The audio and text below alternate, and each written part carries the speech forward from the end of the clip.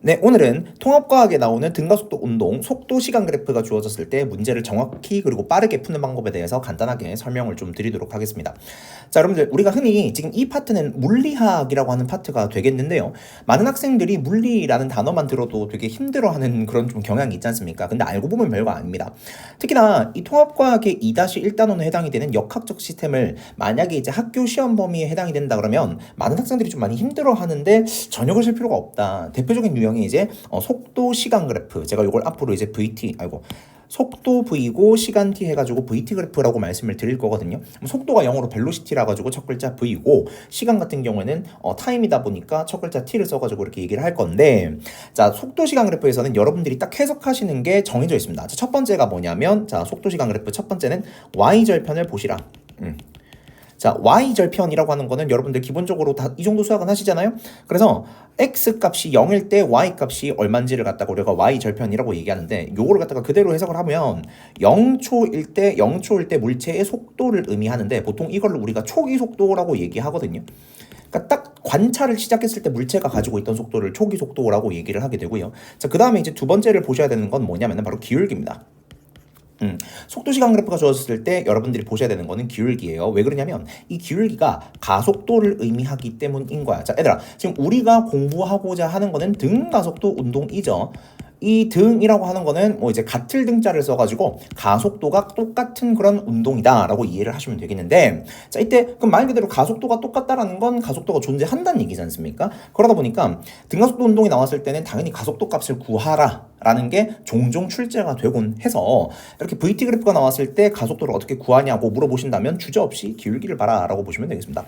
그래서 만약에 가속도 기울기가 있다, 기울기 값이 기울어져 있다, 그러면은 얘는 가속 운동을 하고 있는 것이고, 기울기가 없다, 그러니까 맨 땅으로 그냥 쭉 이렇게 가는 거 얘기하는 거죠. 이런 거 같은 경우에는 가속도가 없다 보니까 이런 걸 우리가 중3 때 배웠던 등속 직선 운동이다, 뭐 등속 운동이다, 이렇게 얘기를 이해해 보시면 될 것 같습니다. 자, 그 다음에 이제 세 번째로 보셔야 되는 거는 뭐냐면 바로 면적이 되는데, 면적은 바로 주어진 시간 동안에 변위가 된다라는 거야. 변위는 뭐 이 정도는 다 아시죠? 위치 변화라고 보시면 되겠어요. 자, 그래서 지금 요 그래프 보시면은 대표적으로 0에서 4초, 자, 그 다음에 4에서 8초, 그리고 8에서 12초, 이렇게 구간이 세 가지 구간으로 나뉜다라는 거를 볼 수가 있겠죠. 자, 그래서 얘들아, 지금 보시면 0에서 4초 동안에는 처음 속도가 2였다가 나중에 4초쯤 됐을 때는 속도가 4였잖아, 얘들아. 그럼 여기서 이제 기울기를 갖다가 딱 봐도 구할 수가 있지. 기울기 어떻게 구해요? x 증가량분의 y 증가량이니까 4분의 2여가지고 2분의 1, 즉 0.5가 되는데, 이게 뭐를 의미한다고? 그렇지, 가속도를 의미한다고. 자, 가속도는 단위가 m/s 제곱이니까 0초에서 4초 동안의 이 물체의 가속도는 0.5m/s 제곱이다, 이렇게 얘기할 수가 있겠고요. 자, 그 다음에 4초에서 8초 동안에는 기울기가 있습니까, 없습니까? 기울기 없죠. 기울기가 없는 거니까 얘는 무슨 운동한다? 그렇지, 등속 운동한다 라는 것을 알 수가 있다라는 겁니다. 자, 그 다음에 8에서 12초 동안에는 기울기가 있네. 기울기가 있긴 한데 양의 기울기야, 음의 기울기야? 그치, 음의 기울기죠. 어떻게 알아요? 4초 증가하는 동안에 얼만큼 감소를 했기 때문에 마이너스 4가 됐죠. 그러니까 4만큼 감소했기 때문에 이때 요 구간에서, 즉 8초에서 12초 구간에서의 기울기는 얼마가 된다? 4분의 마이너스 4가 돼가지고 마이너스 1m/s 제곱이 된다라는 겁니다. 아시겠죠? 자, 이렇게 해가지고 일단 우리가 기울기에 대해서 가속도를 의미한다, 속도 시간 그래프 기울기는 가속도를 의미한다 라는 거를 한번 공부를 해봤고요. 자, 그 다음에 이제 면적을 갖다가 보셔야 되겠지. 자, 면적 같은 경우에는 제가 방금 뭐라 그랬습니까? 변위라고 얘기했거든요. 그래서 0에서 4초 동안에는 변위가 어떻게 된다? 요거는 사다리꼴 넓이를 구하시면 되겠는데, 뭐 사실 요거는 뭐 고급진 테크닉은 아닌데, 조금만 생각해보면 얘들아, 지금 1차 함수잖아요, 얘가. 그러니까 시간이 흐름에 따라 가지고 증가폭이 일정하게 증가하잖아.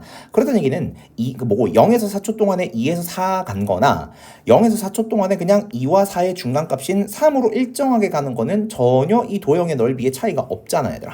뭐 이런 걸 나중에 여러분들이 내년에 물리학원 가시면 뭐 평균 속도 해가지고 배우시게 될 건데, 뭐 대충 사다리꼴 넓이 구하는 것보단 직사각형 넓이 구하시는 게 훨씬 더 빠르잖아요. 그래서 이렇게 직사각형 처음 속도의 값과 맨 마지막 속도 특정 시점에서의 맨 마지막 속도의 중간값을 평균 속도로 해가지고 직사각형 넓이를 구해도 어차피 똑같은 넓이가 나온다.